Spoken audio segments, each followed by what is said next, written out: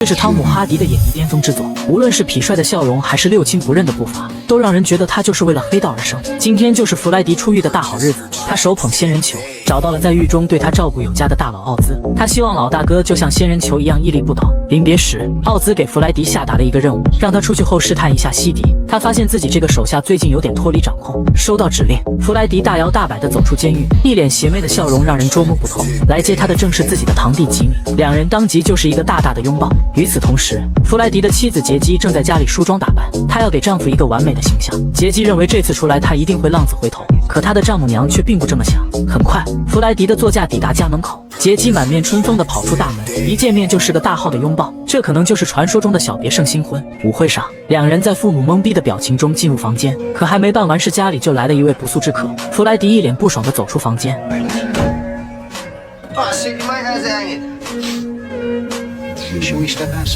来到阳台，西迪让手下将他放到护栏上，因为他听说老大奥兹对弗莱迪委以重任，这让他感受到一丝威胁。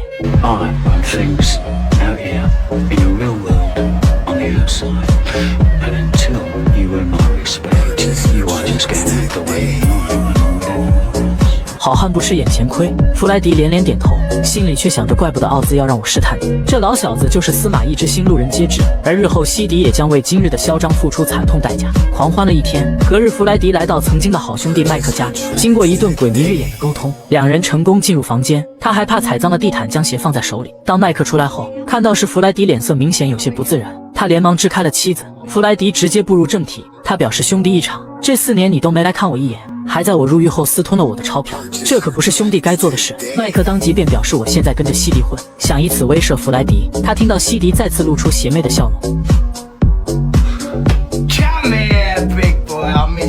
上一秒两人还在兄弟情深，可下一秒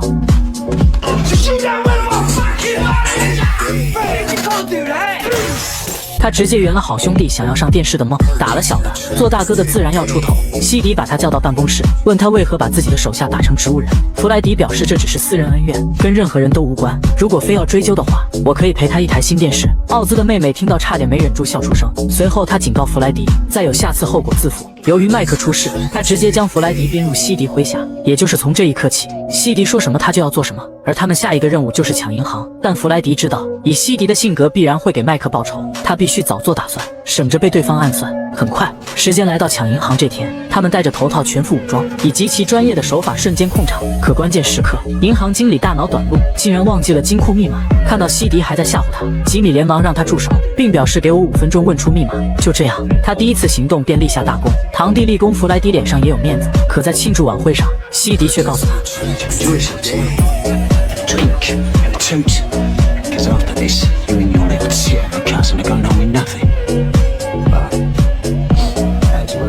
西迪竟然要将两人的分成留给植物人麦克，还表示今晚你能活着回家就谢天谢地了。这让一身反骨的弗莱迪如何能忍？他越想越气，在场的只有吉米看出他的反常。只见弗莱迪潇洒地点上雪茄，像看着死人一样看着西迪，然后拿起一个酒瓶走了过去。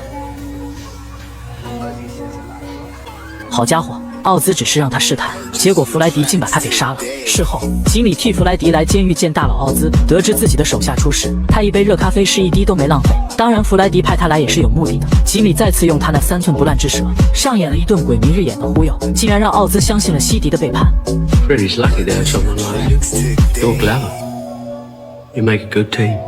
自此，两人的地位直线上升，在当地黑帮混得风生水起。可直到这天，弗莱迪发现母亲在角落哭泣。通过了解，原来父亲找了个小三，还带走家里所有能带走的东西，去跟那个女人过日子去了。弗莱迪让吉米带母亲上楼，他要出去解决一些事情。鬼都能看出来他这是要干什么。弗莱迪带了一瓶酒，敲开了父亲的新家。开门的正是那个狐狸精，对方还以为他是来祈求原谅的，就把弗莱迪放了进来。随后父子俩在库房开始谈心，父亲一边埋怨母亲人老珠黄，一边又夸赞狐狸精活好不粘人。可弗莱迪压根就没听，他的目光一直盯着工具箱里的铁铲。不知过了多久，弗莱迪一脸阴狠地走出仓库。好家伙，汤老师狠起来，连自己父亲都不放过。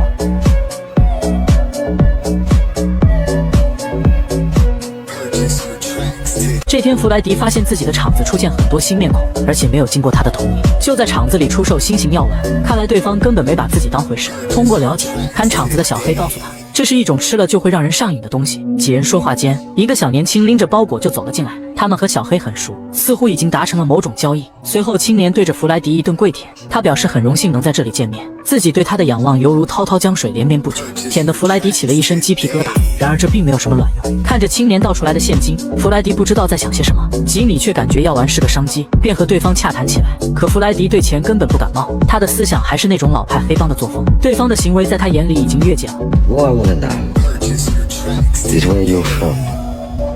What? Where did you grow up? London, of course, Fiddy. East London. No, that's a pork pie, isn't it? Eh? We all know that accent of yours ain't really from around here. What is this? Of course it is. We're looking at him for hanging out, really. Come on, where did you really grow up? Posh boy. Windsor. Right. 在场所有人都嗅到一丝危险，因为这是弗莱迪爆发的前兆。My point is, why are you so think you can earn on my turn without my fucking permission? 青年的队友拿着微冲对准了他，可弗莱迪也不是吓大的，敢在自己的地盘搞事，这俩人谁也别想活着出去。对方表示你敢开枪试试。Have it your way. 解决了2个小混混，他带着吉米扬长而去。 What planet are you on? You think too much, Jimmy, that's your problem. Yeah, we were meant to be doing a deal with them. Jimbo, all I know is, mate, we've got 75 lards in the back of the motor. Ozzy sent us in there to negotiate, and you end up robbing it like a two-bit post office fucking job. Nobody's perfect. 吉米懵了，他说的简单，到时候自己该怎么跟奥兹交代？他完全不能理解弗莱迪的脑回路。1周后，又到了吉米和奥兹见面的日子。得知弗莱迪把这件事搞砸了，奥兹认为现在的他已经变成一个累赘。吉米极力替他解释，可弗莱迪连自己都控制不住，又怎会听他的话？于是奥兹下达一个命令，那就是让吉米独自去和土耳其人进行合作。可吉米却为了弗莱迪拒绝了他。Think about your future.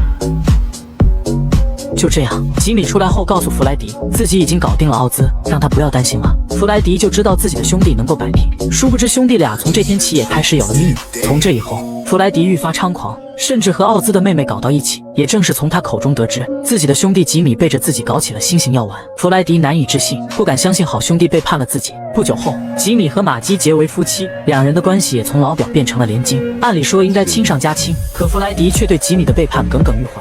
他不理解，于是给奥兹打去电话，为何要让他的兄弟单飞？可对方的回应明显已经把自己当成妻子，这让弗莱迪无论如何也接受不了。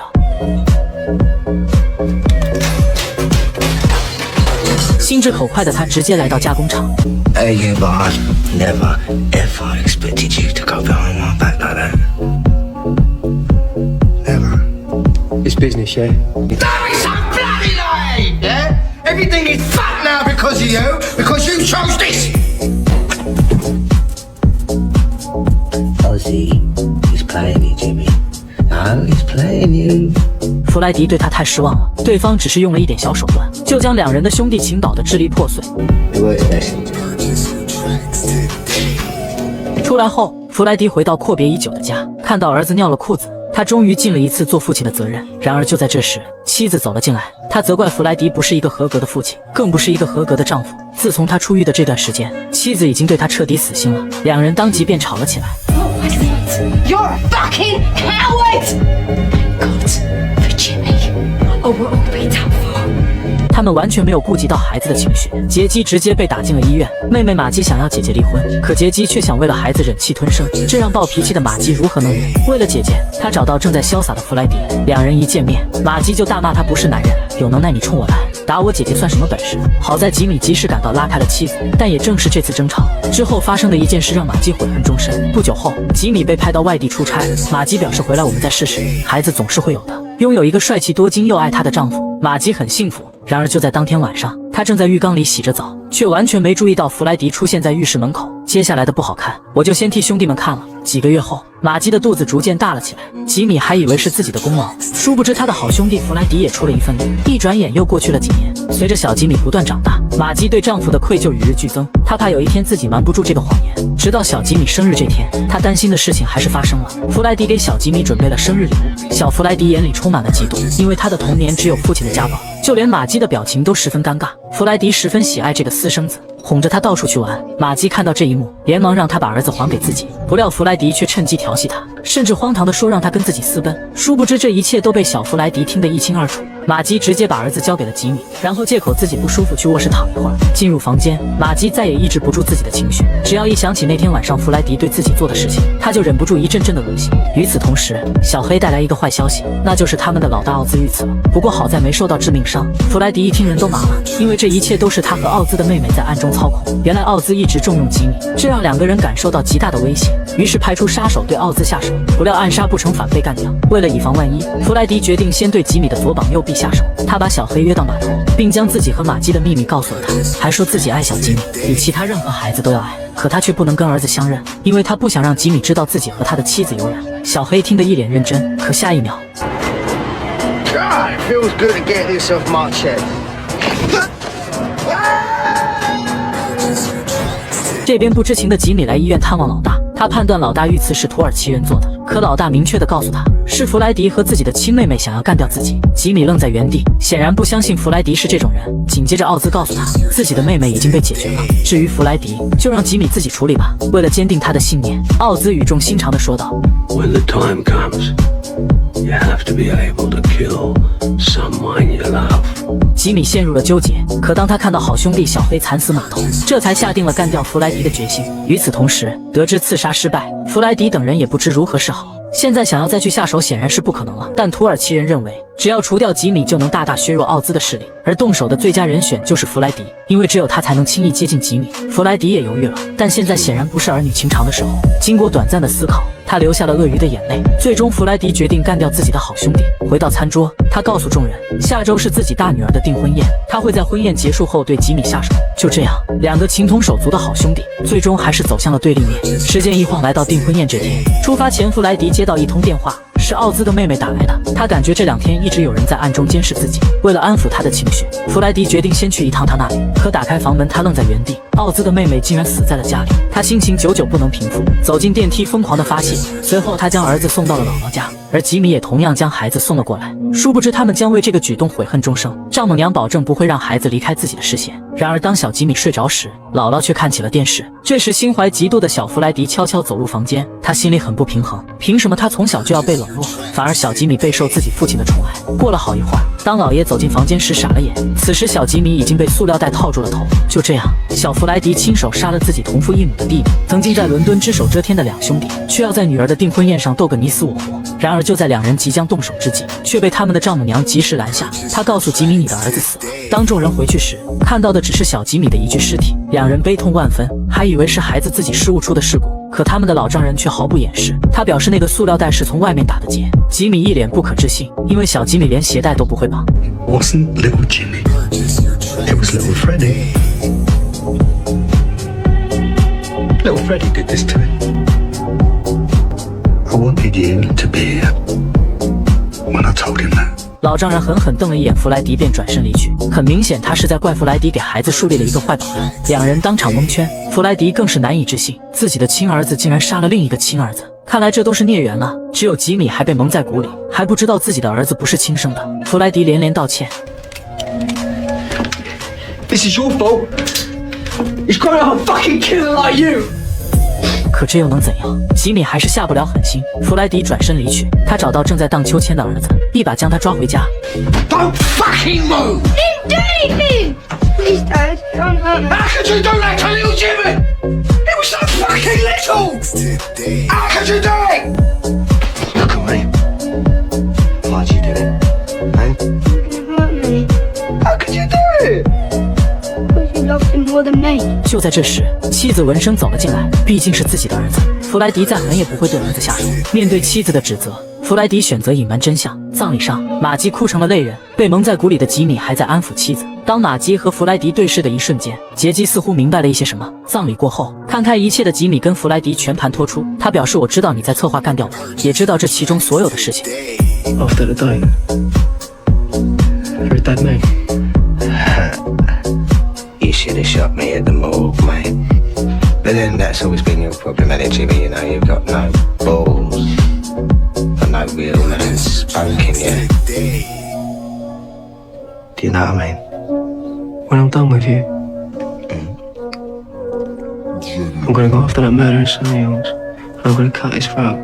曾经2个最好的兄弟，却闹到了如今不可收场的地步。当天晚上，弗莱迪醉醺醺地回到家，他将自己和玛姬的事情说了出来。得知小吉米是他的儿子，杰基并没有过多吃惊，因为他从葬礼上2人的眼神交流就猜到了一切。此时，弗莱迪痛恨自己的所作所为，要不是他禽兽不如，怎么会酿成如今的惨剧？第2天，吉米跟他约了个见面地点，今日2人必须要做个了结。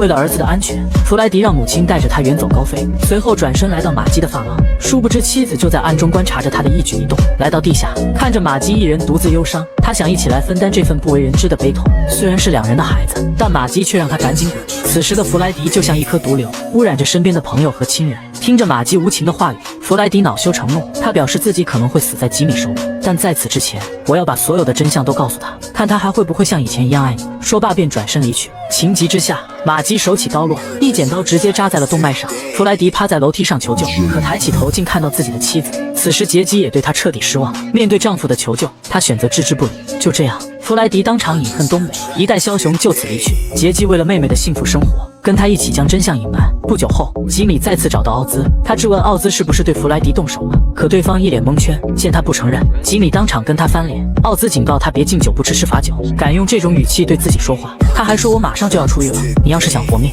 最好在我出去前在伦敦消失。然而就在奥兹出狱的前一天，一个卡勒咪突然从后面偷袭，拿着鱼线当场要了奥兹的命。影片的最后，玛姬再次怀孕，吉米成了最后的赢家。